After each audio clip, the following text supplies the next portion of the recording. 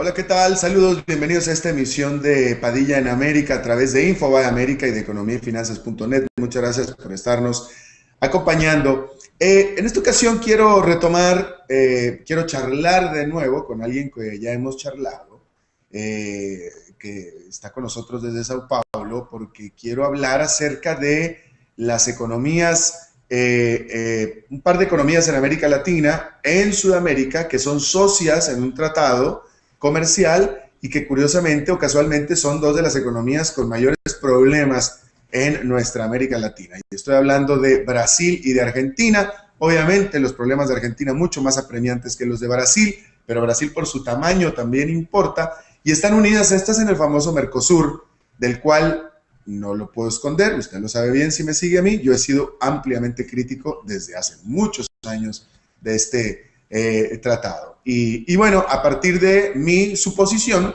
de que con estos problemas económicos de cada uno de estos miembros, que son los dos más grandes del Mercosur, pues necesariamente el Mercosur tendría que estar sufriendo. Y bueno, vamos a hablar de eso con Gustavo Segre. Segre, efectivamente, lo dije bien, perdóname Gustavo, nos acompaña desde Sao Paulo. Gustavo es economista y es catedrático de la Universidad Paulista. ¿Cómo estás? Muy bien, Alberto, ¿cómo estás? Gusto en escucharte. Muchas gracias. A ver, de nuevo, Argentina tiene problemas económicos muy apremiantes, Ujú. diferentes a los de Brasil, pero sin embargo son muy apremiantes. Y Brasil pues está con una desaceleración muy grande que nos gustaría que nos pusieras en contexto, pero sobre todo también en el contexto de cómo afecta esto a las relaciones internas del Mercosur, Gustavo. Bien, bueno, la economía brasilera creció muy poco durante el año 2012. Esto fue algo bastante frustrante para los empresarios y sobre todo para el gobierno, porque esperaba un resultado bastante mejor.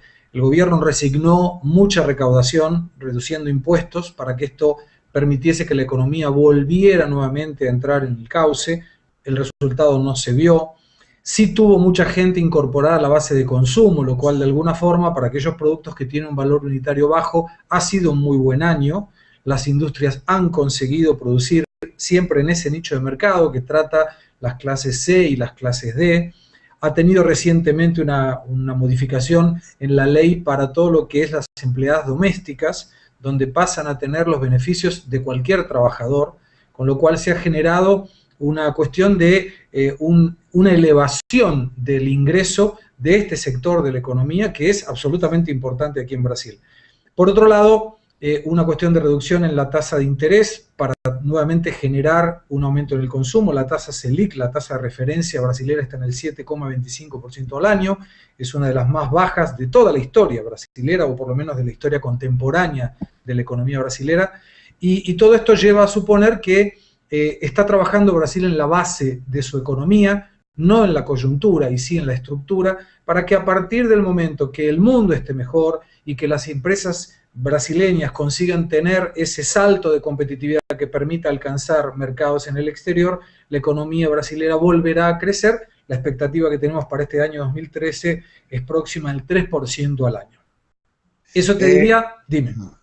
No, perdóname, justamente era lo que te iba a comentar. El 2013, 3% al año, que es por debajo un poquito de la media latinoamericana. Uh -huh. Y la gran pregunta es si Brasil puede, en las circunstancias actuales, aspirar a tener unos próximos 5, 6, 7 años, al menos parecidos a los últimos 5, 6, 7 años. Yo diría que sí, básicamente amparado en dos sectores de la economía que me parece que están sólidos, a pesar de tener algún problema de vaivén coyuntural. Uno es el tema automotriz, ha tenido un buen trimestre la industria automotriz brasileña. En la parte de consumo, los stocks han tenido una reducción, las montadoras, como se dice aquí, han tenido un buen desarrollo industrial también, y las exportaciones argentinas de automóviles a Brasil han tenido un alta muy importante en el primer trimestre. Ese es un sector que mueve mucho la economía y que te da un indicador de cómo la economía está yendo en la sensibilidad del consumidor. Por otro lado, la cuestión inmobiliaria, porque consume mucha mano de obra y porque también te da un indicador de la cantidad de nuevos emprendimientos que salen con valores, creo yo, muy elevados para lo que era la media de los últimos 10 años. Y por otro lado, el otro tercer sector que creo que se está moviendo muy bien también es el de minorista, los alimentos y todo lo que tenga que ver con las cuestiones del consumo que cada uno de nosotros que vive en Brasil hace y genera todos los días. Entonces, me da la sensación de que el objetivo del gobierno fue y continúa siendo crecer con una inflación controlada.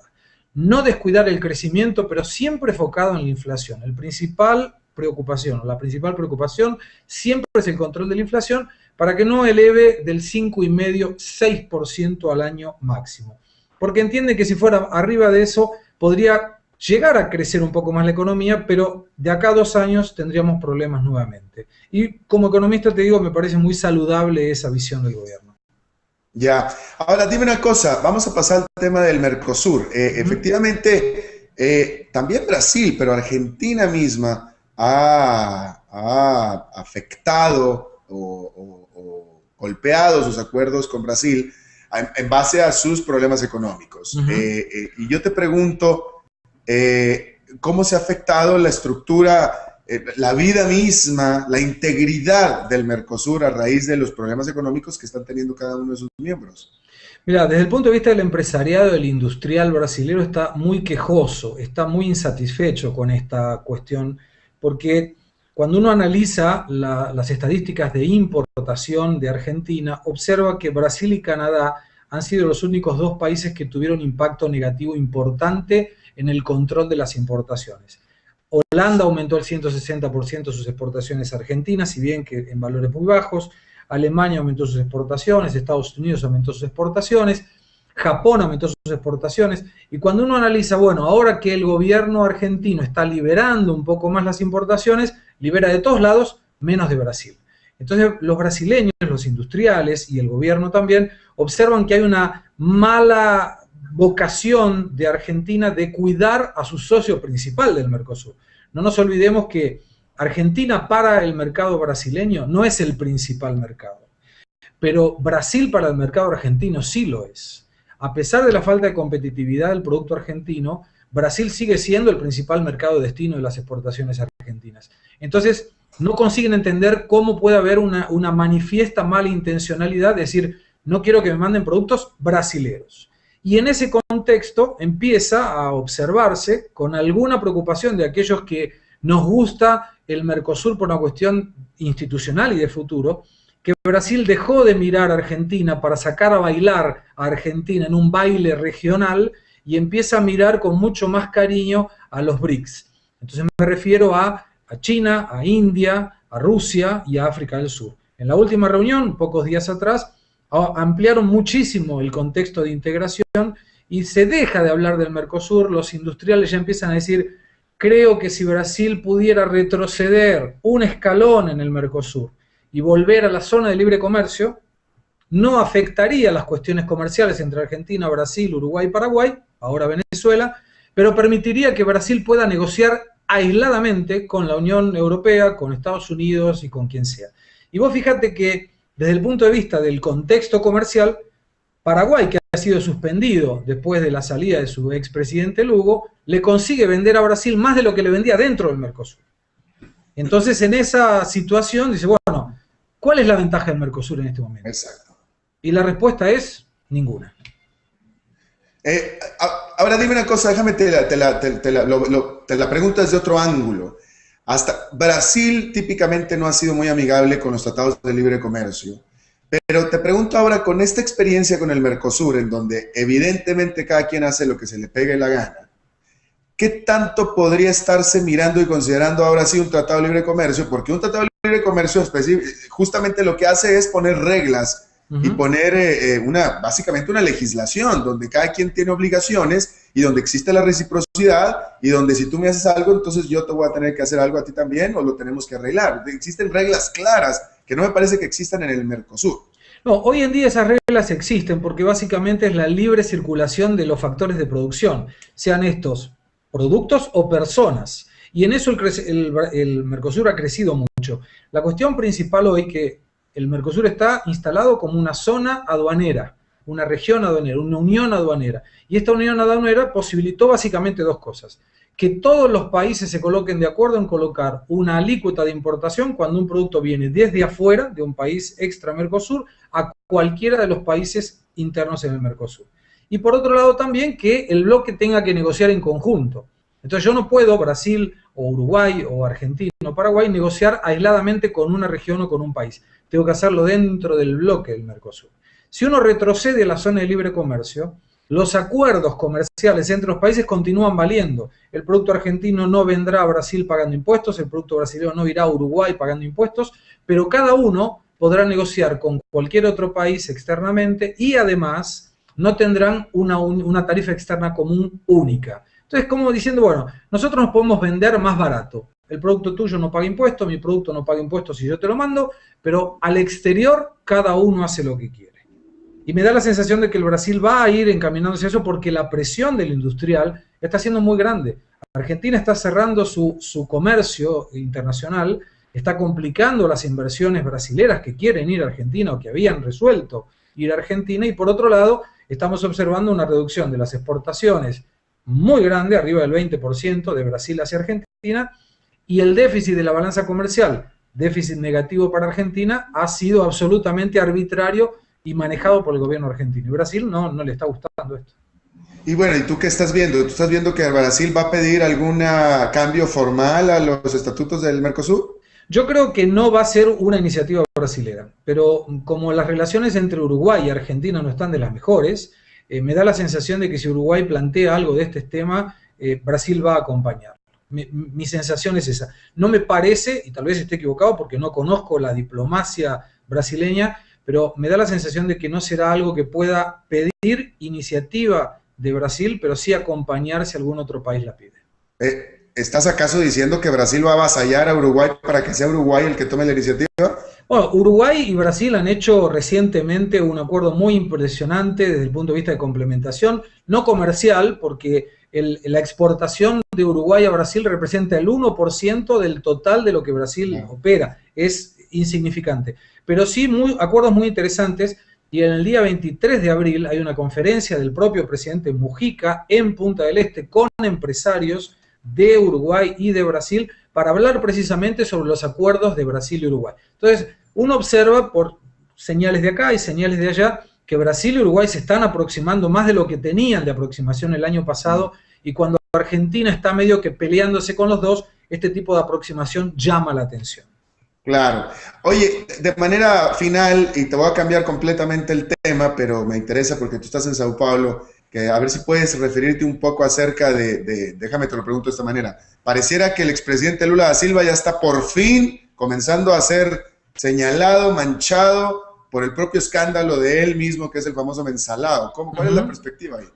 Bueno, ya debe salir publicado la resolución final del Supremo Tribunal, y ahora hay una nueva investigación a partir de denuncias del principal imputado, que es Marcos Valerio, que ha tenido más de 40 años de prisión detectada, como que además de todo esto que el Supremo Tribunal ya investigó, hay otro canal, por el lado de Minas Gerais, que podría tener también una salpicada al expresidente Lula, y está lo que sería la Procuraduría, el Ministerio Público, está ya comenzando a investigar si realmente Lula tiene o no alguna injerencia con este nuevo desvío sobre el conocido mensalón.